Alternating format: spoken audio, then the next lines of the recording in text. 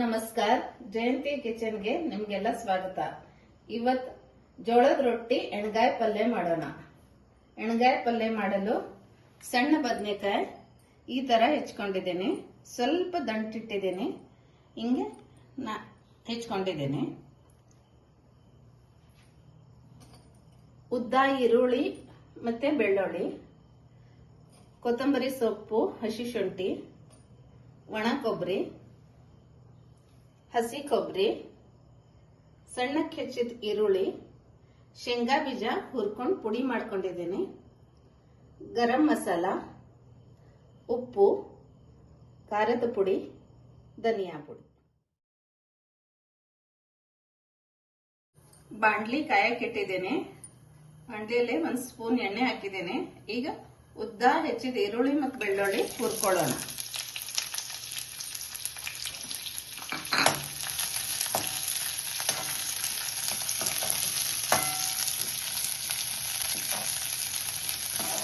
ಈರುಳ್ಳಿ ಹುರಿದಾಗಿದೆ. ಇದರೊಳಗೆ ಒಣ ಕೊಬ್ಬರಿ ಹಾಕೊಳ್ಳೋಣ. ಈಗ ಇದು ಹುರಿದಾಗಿದೆ.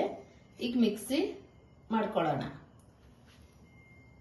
ಕೊತ್ತಂಬರಿ ಮತ್ತು ಹಸಿ ಶುಂಠಿ ಹಾಕೊಂಡಿದ್ದೇನೆ. ಹಸಿ ಕೊಬ್ಬರಿ,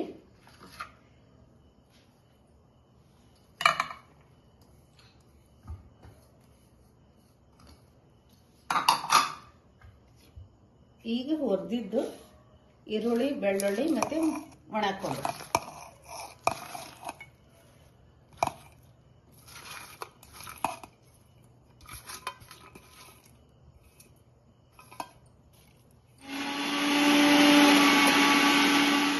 ಈಗ ಇದು ರುಬ್ಬಾಗಿದೆ. ಈಗ ಒಂದು ಪಾತ್ರೆ ತಕ್ಕೊಳ್ಳೋಣ.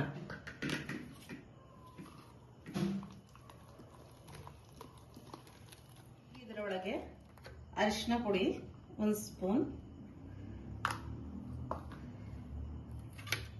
ಗರಂ ಮಸಾಲ ಸಣ್ಣ ಸ್ಪೂನಿಂದ 1 ಸ್ಪೂನು, ಖಾರದ ಪುಡಿ 2 ಸ್ಪೂನ್,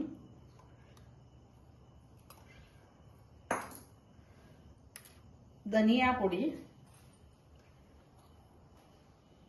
1 ಸ್ಪೂನ್, ರುಚಿಗೆ ತಕ್ಕಷ್ಟು ಉಪ್ಪು,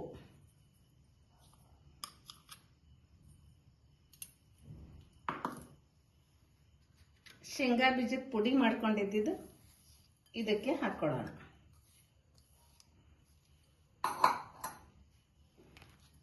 ಇದು ಚೆನ್ನಾಗಿ ಮಿಕ್ಸ್ ಮಾಡ್ಕೊಳ್ಳೋಣ. ಇದು ಚೆನ್ನಾಗಿ ಮಿಕ್ಸ್ ಮಾಡ್ಕೊಂಡಿದ್ದೇನೆ. ಈಗ ಒಗ್ಗರಣೆಗೆ ಬಾಣಲೆ ಇಟ್ಟಿದ್ದೇನೆ. ಎಣ್ಣೆ ಹಾಕೊಳ್ಳೋಣ. ಎಣ್ಣೆ ಕಾಯ್ತಾ ಇರಲಿ. ಅಷ್ಟೊತ್ತಿಗೆ ನಾವು ಬದನೆಕಾಯಿ ಒಳಗೆ ಈ ಮಾಡಿದ ಮಸಾಲೆ ತುಂಬಿಕೊಳ್ಳೋಣ.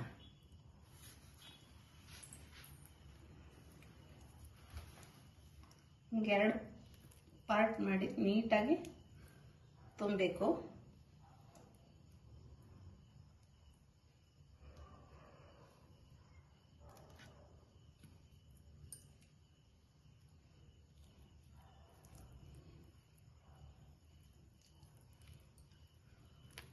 ಒತ್ತಿ ಒತ್ತಿ ಒಳಗೆ ಹಾಕ್ಬೇಕು ಮಸಾಲೆ.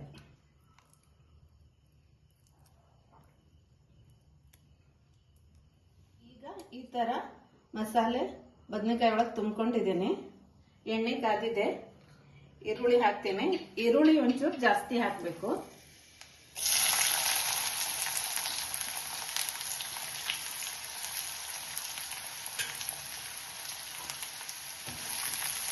ಈಗ ಈರುಳ್ಳಿ ಕೆಂಪಾಗಿದೆ.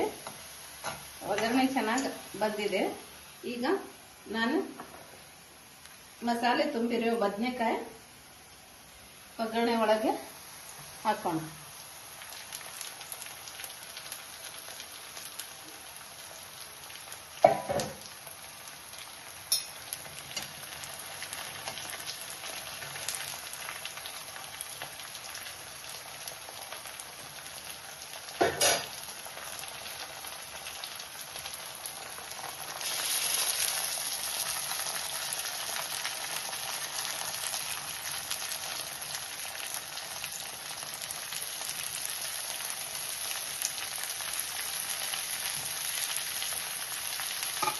ಈಗ ಉಳಿದಿರೋ ಮಸಾಲೆಗೆ ಸ್ವಲ್ಪ ನೀರು ಹಾಕಿ ಕರಡಿ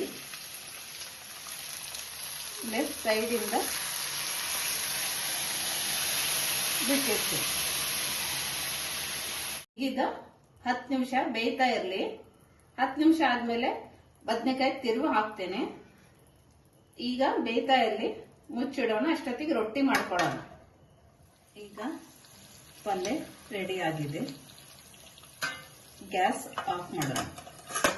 ಈಗ ರೊಟ್ಟಿ ಮಾಡಲಿಕ್ಕೆ ಜೋಳದ ಹಿಟ್ಟು ತಗೊಂಡಿದ್ದೇನೆ. ನೀರು ಕಾಯಕ್ಕೆ ಇಟ್ಟಿದ್ದೇನೆ.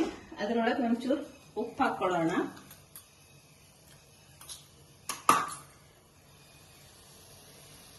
ನೀರು ಚೆನ್ನಾಗಿ ಕುದಿದೆ.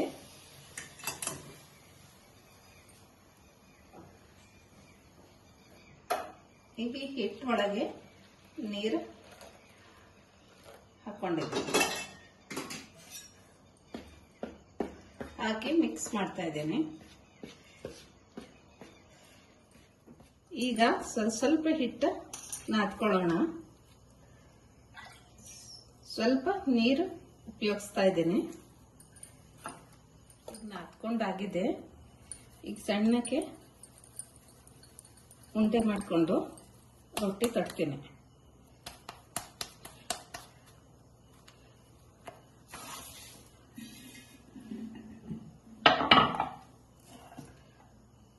ಕೆಳಗಡೆ ಸ್ವಲ್ಪ ಹಿಟ್ಟು ಹಾಕೊಂಡಿದ್ದೀನಿ.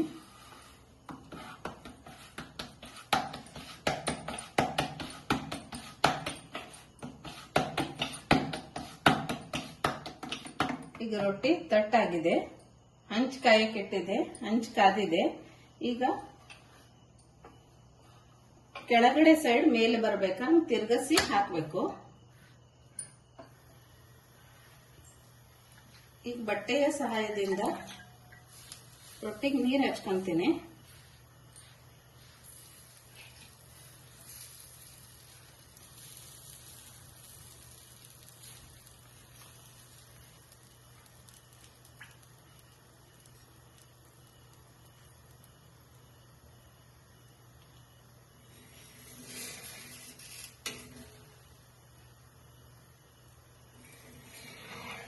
ಈಗ ತಿರುಗಿಸಿ ಹಾಕೊಳ್ಳ.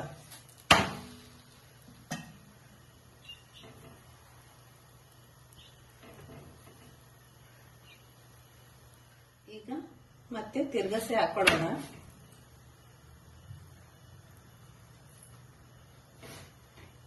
ಚೆನ್ನಾಗಿ ಉಬ್ಬಕ್ಕೆ ಬಂದಿದೆ. ಈಗ ರೊಟ್ಟಿ ರೆಡಿ ಆಗಿದೆ. ಜೋಳದ ರೊಟ್ಟಿ ಎಣ್ಗಾಯಿ ಪಲ್ಯ ರೆಡಿ ಇದೆ. ಅದರ ಜೊತೆ ನಾನು ಒಣ ಚಟ್ನಿ ಪುಡಿ ಇಟ್ಟಿದ್ದೇನೆ. ಅದು ನಾನು ಹಳೆ ಆಲೂ ಮೇಥಿ ಪುರಿ ವಿಡಿಯೋದಲ್ಲೇ ಚಟ್ನಿ ಪುಡಿ ಹೆಂಗ್ ಮಾಡೋದಂತ ಹೇಳ್ಕೊಟ್ಟಿದ್ದೀನಿ. ಕುರೇಶಣಿ ಎಳ್ಳು ಚಟ್ನಿ ಪುಡಿ ನೆಕ್ಸ್ಟ್ ವಿಡಿಯೋದಲ್ಲೇ ಹೇಳ್ತೀನಿ. ಅದರ ಜೊತೆ ಮೊಸರು. ಈಗ ಫುಲ್ ತಟ್ಟೆ ರೆಡಿ ಇದೆ. ಈ ವಿಡಿಯೋ ನಿಮಗೆ ಇಷ್ಟ ಆದರೆ ಲೈಕ್, ಶೇರ್ ಅಂಡ್ ಸಬ್ಸ್ಕ್ರೈಬ್ ಮಾಡಿ. Thank you.